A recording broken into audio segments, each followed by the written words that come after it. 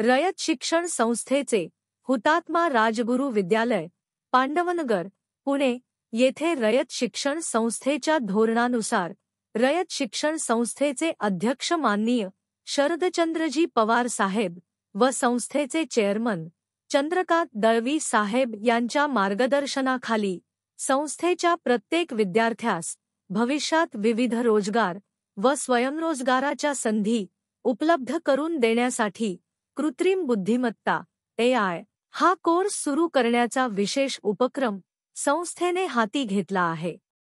ही बाब अतिशय उल्लेखनीय असून इयत्ता 5वी ते इयत्ता 12वी अखेर विद्यार्थ्यांना कृत्रिम बुद्धिमत्ता शिक्षण देण्याचा संस्थेचा मानस आहे, असे मत रयत शिक्षण संस्थेच्या पश्चिम विभागाचे विभागीय अधिकारी व हुतात्मा राजगुरू विद्यालय व कनिष्ठ महाविद्यालयाचे प्राचार्य माननीय संजय मोहिते यांनी व्यक्त केले।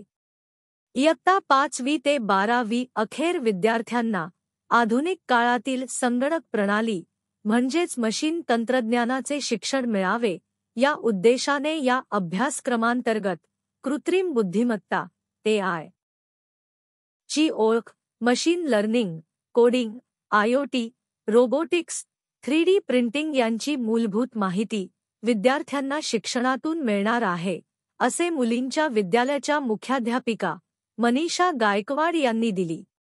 या कृत्रिम बुद्धिमत्ता AI च्या सहाय्याने शेती, आरोग्य, हवामान, वाहतूक, आकाश मोहिमा व सरकारी संस्था क्षेत्रांमध्ये मदत होणार आहे। रयत शिक्षण संस्थेच्या माध्यमातून AI अभ्यासक्रमावर आधारित interactive panel board, smart LCD TV, LCD projector या शैक्षणिक साधनांचा वापर करण्यात येणार आहे। कृत्रिम बुद्धिमत्तेच्या सहाय्याने आता विद्यार्थ्यांना शिक्षण सुलभ व सोपे होणार आहे। विद्यार्थ्यांच्या अभ्यासक्रमातील कमकुवत भाग ओळखून त्यावर उपाय सुचवण्याचे काम AI तंत्र करणार आहे।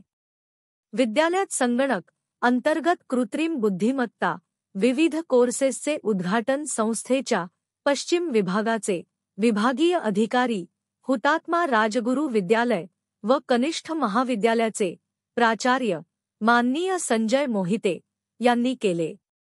रयत शिक्षण संस्थेच्या पश्चिम विभागाचे कृत्रिम बुद्धिमत्ता AI या विषयाचे मास्टर ट्रेनर श्री महेंद्र जोशी यांनी या कोर्सेस विषयी उपस्थित सर्व पालक व विद्यार्थी यांना दिली।